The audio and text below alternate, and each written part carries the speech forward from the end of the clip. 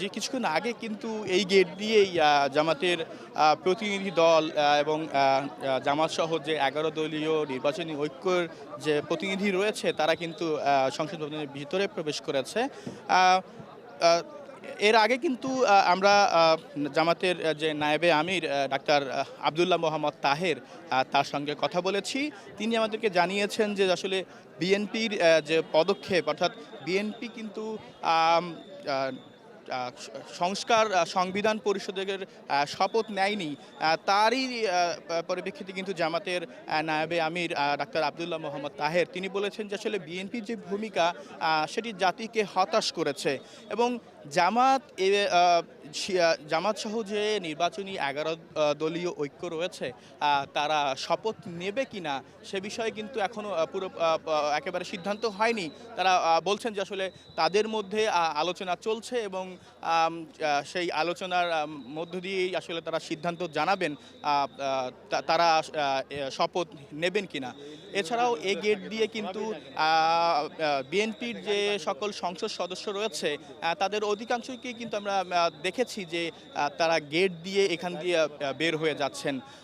জামাতের এছাড়াও জামাতের যে নায়েবে আমির রয়েছে অধ্যাপক মুজিবুর রহমান তিনি ভিতরে প্রবেশ করেছেন।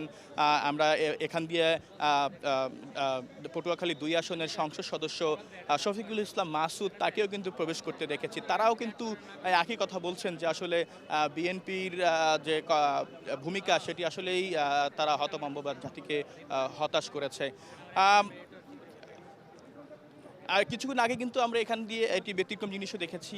এই গেট দিয়ে ১১ দলীয় ঐক্যের একজন প্রার্থী তিনি কিন্তু আসলে রিকশায় ফুলের মালা দিয়ে সাজিয়ে সেই রিকশা দিয়ে তিনি ভিতরে ঢুকেছেন এবং বিকেলে কিন্তু মন্ত্রী পরিষদের শপথ নেওয়ার কথা রয়েছে। যে শপথটি আসলে গ্রহণ করা শপথ নেবেন রাষ্ট্রপতি মোহাম্মদ শাহাবুদ্দিন।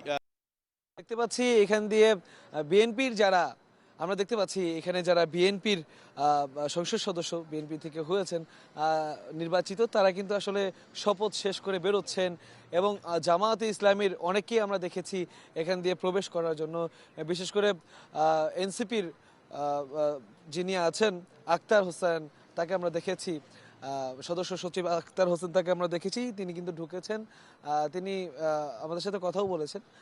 এছাড়া জামাতের নায়েবে আমির থেকে শুরু করে জামাতের অনেক নেতাদেরকে কিন্তু আমরা দেখছি তারা শপথ গ্রহণের জন্য সংসদ ভবনের ভেতরে প্রবেশ করছেন। যদিও তাদের শপথ গ্রহণ নিয়ে খায়রুল যেমনটি বললেন যে কিছুটা শঙ্কা রয়েছে, কিছুটা ধোঁয়াশা রয়েছে। আসলে সংবিধান সংস্কার নিয়ে বিএনপির পক্ষ থেকে যে বিএনপি শপথ নেয়নি সংবিধান সংস্কারের বিষয়টিতে নানা কারণবশত, এবং সেটাকে আসলে কেন্দ্র করে আসলে কিছুটা সংশয় কিন্তু তৈরি হয়েছে।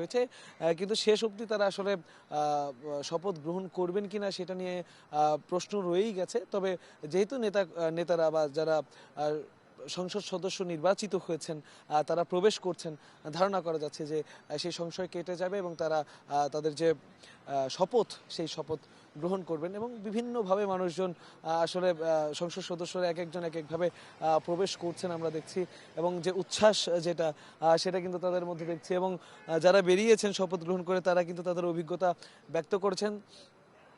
তারা বলেছেন যে বহু প্রতীক্ষার পর তাদের রাজনৈতিক জীবনের একটা প্রাপ্তি এই সংসদ সদস্য হিসেবে শপথ গ্রহণ করা, সেই ব্যাপারটা আসলে তারা বলছেন যে তাদের কাছে অনেক বড় একটা পাওয়া, এবং তারা কৃতজ্ঞতা প্রকাশ করেছেন তাদের যারা ভোটার আছেন তারা যে আসন থেকে আসলে সংসদ সদস্য নির্বাচিত হয়েছেন সেই আসনের আসলে যারা ভোটার রয়েছেন বা নেতাকর্মী রয়েছেন যারা কষ্ট করেছেন নির্বাচনের সময় তাদের পক্ষে কাজ করেছেন, সবাইকেই কিন্তু তারা এই বিজয় বা এই যে আজকে এত বড় একটা পাওয়ার দিন সেই দিনটা আসলে উৎসর্গ করেছেন। আর একটা ব্যাপার বিশেষ করে বলতেই হয় যে আইন শৃঙ্খলা যে পরিস্থিতি ভেতরের খুব ভালো অবস্থানে কিন্তু তৎপর অবস্থানে কিন্তু রয়েছেন আইন শৃঙ্খলা বাহিনী, এবং নিচ্ছিদ্র নিরাপত্তা যেটাকে বলা হয় সেই নিরাপত্তা বলয় দিয়ে কিন্তু আসলে ঢেকে রয়েছে। আপনি দেখতে পাচ্ছেন সেনাবাহিনীর গাড়ি থেকে শুরু করে ভেতরে কিন্তু সেনাবাহিনী ডগ স্কোয়াড সহ আসলে তারা উঠছেন। মণিপুরি পাড়ার এই দিক দিয়ে যে গেটটা সেই দিক দিয়েই কিন্তু আসলে সংসদ সদস্যরা যারা আছেন শপথ নিতে তারা কিন্তু বেশিরভাগ এখান দিয়েই প্রবেশ করেছেন এবং আমরা জানি যে বিএনপি জোটের যে প্রার্থী ডাকসুর সাবেক ভিপি নূর ইসলাম নূর তিনিও কিন্তু এরই মধ্যে প্রবেশ করেছেন এবং অনেক প্রার্থীর সাথেও আমাদের কথা হয়েছে যারা শপথ গ্রহণ করতে এখনো আসছেন আসলে তারা শপথ গ্রহণ করবেন এবং তাদের যে কমিটমেন্ট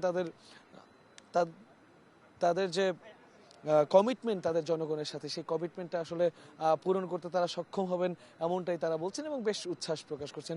এই মুহূর্তে আমাদের সাথে যুক্ত আছেন আমাদের সহকর্মী সাজ্জাদ হোসেন। আমরা একটু সাজ্জাদের কাছে যেতে চাই। সাজ্জাদ, জানাবেন আপনি যেখানে আছেন সেখানকার সর্বশেষ পরিস্থিতি কি? সাজ্জাদ।